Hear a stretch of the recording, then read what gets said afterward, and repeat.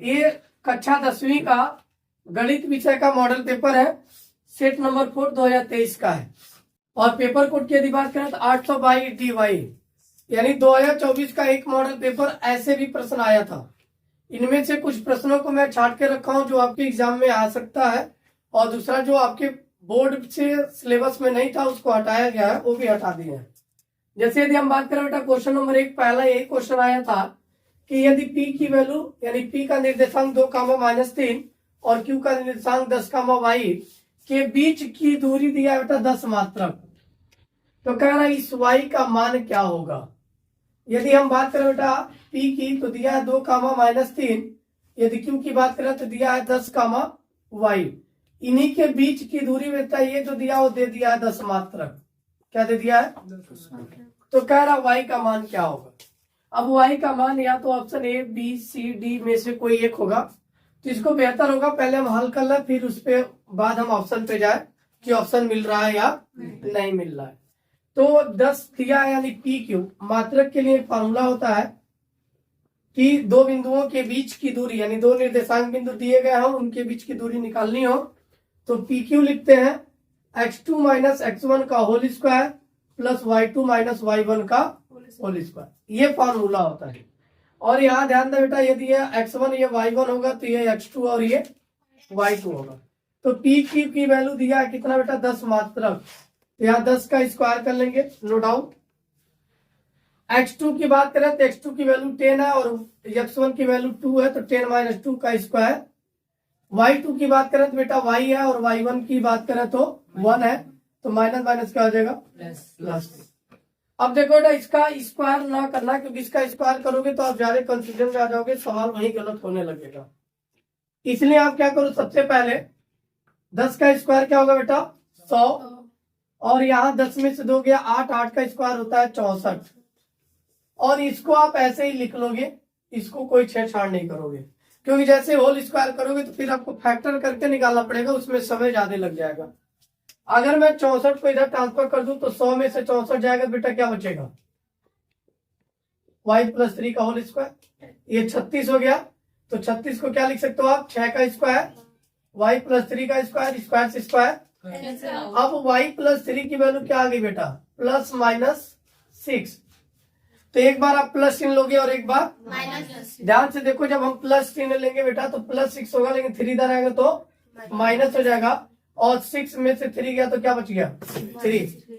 यदि हम माइनस 6 लेंगे माइनस 6 तो 3 इधर आएगा, और माइनस 6 माइनस 3 क्या हो जाएगा माइनस 9, यानी माइनस 9 और 3 यदि ऑप्शन में है तो वही हमारा आंसर होगा minus 3 and option number B होगा बेटा माइनस 9 एंड 3, तो माइनस 9 एंड 3 है ना ऑप्शन नंबर बी। वो 3 है कि माइनस 3 है? माइनस 3 है कि ये प्लस 3 है बेटा, देखो कैसे हुआ है, प्लस 6 लोगे आप, 3 को इधर ट्रांसफर करोगे, 6 में 3 गया क्या बचा 3 प्लस 3, यानी ऑप्शन बी इज राइट।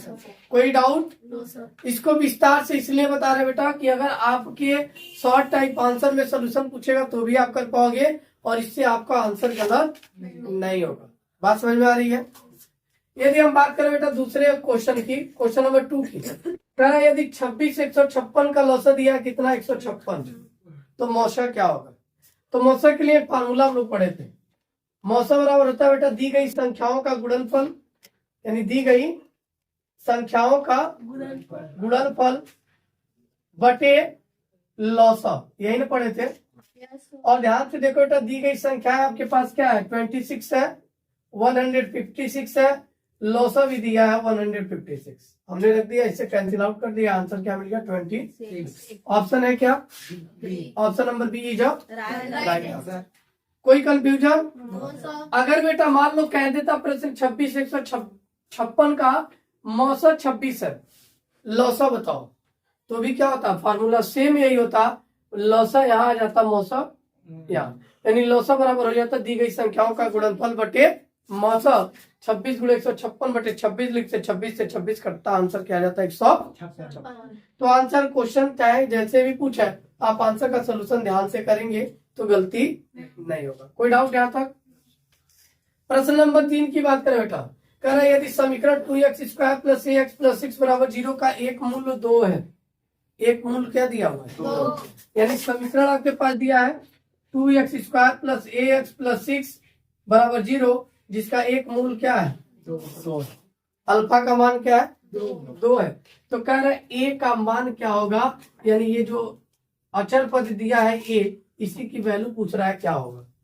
तो ध्यान दो बेटा, जब भी कोई भी मूल या किसी भी इक्वेशन का कह दे कि ये इसका हल है, तो निश्चित रूप से यदि मान उस समीकरण में रख दे तो उसकी पूरी वैल्यू 0 के बराबर हो जाती है। किसके बराबर होती है, 0 के। यानी इसका मतलब यदि अल्फा दैट मीन्स x होता है बेटा, यानी x बराबर 2 यदि हम रख दें तो ये पूरा मान 0 के क्या होगा, बराबर होगा। तो x बराबर 2 रख दो, तो 2 गुणे 2 का square plus 2 into x plus 6 बराबर क्या हो गया, 0। कोई डाउट। अब 2 2 जा क्या होगा, 4 4 2 जा 8, 8 में से 6 8 प्लस 6 क्या हो जाएगा, 14, 8 और 6 14, तो 2x बराबर क्या हो गया बेटा, 14। बट 14 इधर प्लस में था, उधर जाएगा तो क्या हो जाएगा, तो यहाँ से x की वैल्यू क्या मिल जाएगी, -14/2 यानी -7। क्या ऑप्शन में -7 है, कौन सा ऑप्शन होगा, डी, यानी डी इज राइट आंसर। कोई डाउट, क्लियर है। यानी क्वेश्चन, एक ही क्वेश्चन को आप काफी बारीकी से देखेंगे बेटा और सॉल्व करेंगे, और सोल्यूशन पे जब ध्यान देंगे और क्वेश्चन के तरीके पे ध्यान देंगे तो बहुत सारे क्वेश्चन आप इसी टाइप पे लग जाएंगे। क्लियर।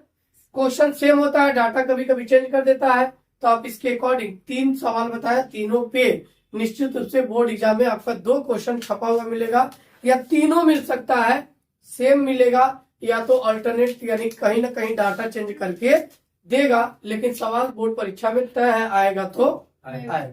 क्लियर है। तो इसको आप नोट कीजिए। क्वेश्चन की यदि हम बात करें तो कह रहा 2 संख्याओं के योगफल और अंतर क्रमशः 8 और 2 है, तो संख्याएं होंगी। यदि हम ध्यान दें बेटा तो योगफल कहा है कि यानी 2 संख्या है, वह 8 है योगफल, और अंतर कितना हो रहा है बेटा, 2 हो रहा है।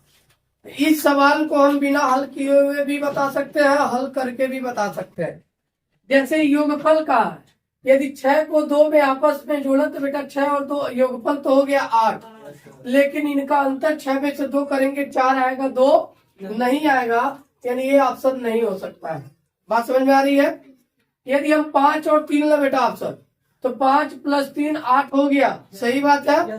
5 में से 3 गया तो अंतर भी 2 आ गया, यानी ये सही लग रहा है, यानी ऑप्शन नंबर बी हो सकता है।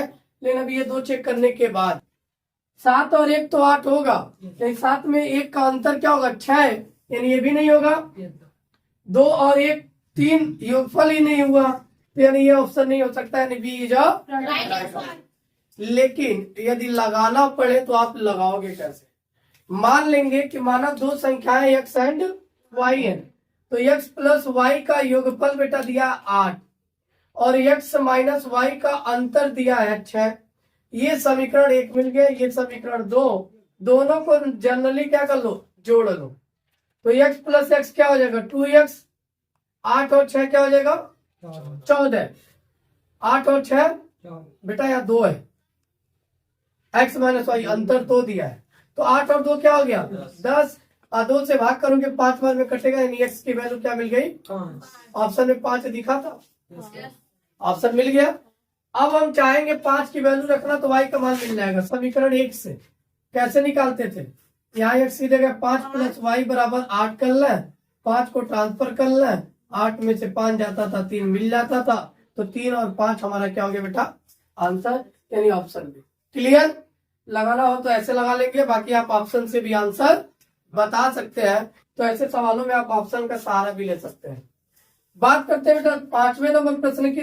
समीकरण 4x² - 12x + 9 = 0 के मूल होंगे। मूल निकालने के लिए बेटा विविक्तिकर निकालते हैं। क्या निकालते हैं, विविक्तिकर। तो विविक्तिकर निकालने के लिए डी का फार्मूला होता है b² - 4ac। और याद रखना बेटा, यदि डी का मान ग्रेटर देन 0 हो, डी का मान क्या हो, ग्रेटर देन 0 हो, तो इनका हल जो होता है वह बेटा वास्तविक होता है। ठीक है, और परिमेय में होगा और असमान होगा। क्या होगा? असमान होगा। वास्तविक होगा, परिमेय में होगा, असमान होगा। लेकिन कब? जब ये पूर्ण वर्ग में हो। किसमें हो? पूर्ण वर्ग में।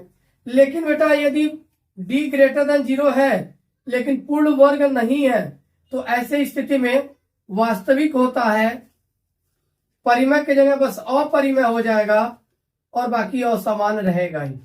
ये याद रखना कोडिंग 100%। इसमें से आपको 2 नंबर 4 नंबर का सवाल इसी टॉपिक पे मिलेगा तो मिलेगा, ये श्योर रखो। दूसरी चीज बेटा, d का मान लेस देन 0 हो, d का मान लेस देन 0 हो तो यह अवास्तविक होता है और समान और काल्पनिक होगा। क्या होगा? काल्पनिक। अवास्तविक और काल्पनिक हल मिलता है, यानी इसका कोई भी नंबर जो मिलेगा वो i के फॉर्म में होगा और i फॉर इमेजिनरी नंबर होता है। d बराबर 0 हो बेटा तो ये वास्तविक होगा, ठीक, वह समान होगा और परिमेय होगा। वास्तविक, समान व परिमेय संख्या। अब हम यहाँ से d का पहले मान निकाला है तो ax square plus bx plus c के फॉर्म में है तो a का मान क्या है बेटा? 4, b का -12, c का 9, यहाँ मान रखते हैं।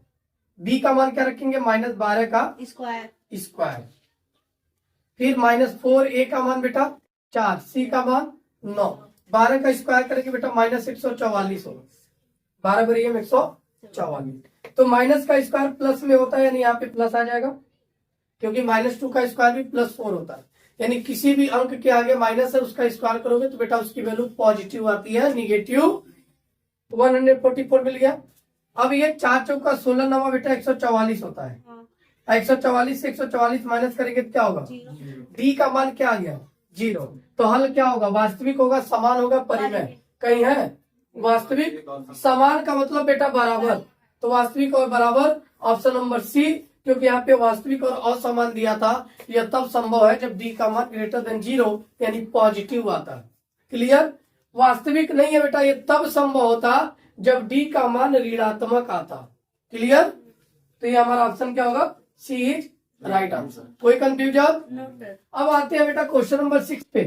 कह रहे 2 बिंदुओं 2,3 और 4,1 के बीच की दूरी ज्ञात करना है। तो बीच की दूरी यदि मान लो यह ए हो या बी हो तो ए और बी के बीच की दूरी निकालना हम बताए तो बेटा अंडर रूट में x2 - x1 का whole square plus y2 - y1 का होल स्क्वायर। अब बेटा यहाँ ध्यान दो, ये यदि x1 है ये y1 है तो ये x2 ये तो x2 - x1 यानी 4 - 2 का क्या होगा? Whole square. y2 - y1 1 - 3 का 4 में से 2 गया 2 का स्क्वायर बेटा क्या होता है? 4। और यहाँ प्लस है, 3 में से 1 गया क्या हो गया? 2 -2 तो -2 का स्क्वायर 4 प्लस 4 क्या हो जाएगा? 8। और 8 को बेटा हम लिख सकते हैं 4 × 2 यानी 2 बाहर आएगा 2√2 मात्रक। तो 2√2 ऑप्शन में है, ऑप्शन नंबर यानी option number C is right answer. कोई कंफ्यूजन? ये अंडर रूट से बाहर कैसे निकाले बेटा देख लो। 8 को आप लिख सकते थे 4 × 2 तो ये 4 क्या था? 2 का स्क्वायर था, एक स्क्वायर बाहर आता, ये वाला अंदर रह जाता 2√2। क्लियर? कोई डाउट? अब बेटा क्वेश्चन नंबर 7 ध्यान दो। कह रहा है इतने का विविक्तीकर ज्ञात करो। और विविक्तीकर बेटा डी बराबर अभी फॉर्मूला बताया b² - 4ac। तो यही हमारा a है, ये b है और ये b की वैल्यू क्या रखोगे? -2 का स्क्वायर कर लो -4 × a की वैल्यू क्या रखोगे बेटा? 3। c की वैल्यू 1/3 से 3 क्या होगा? और 2 क्या होता है? -4 क्या हो जाएगा?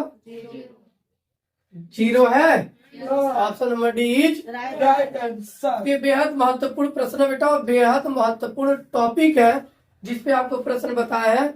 100% मान के चलो बेटा, इसमें यदि मैंने 7 क्वेश्चन बताया है तो 6 से 7 अंक आप पा सकते हो। ये 100% गारंटी और दावा है।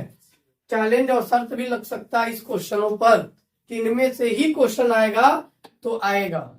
तो आप अभी ये पार्ट 1 है, इसमें देख लीजिए वीडियो में जितना है। पार्ट 2 भी वीडियो जल्दी मिल जाएगा, बस उसके लिए आपको लाइक कमेंट शेयर जरूर करना पड़ेगा।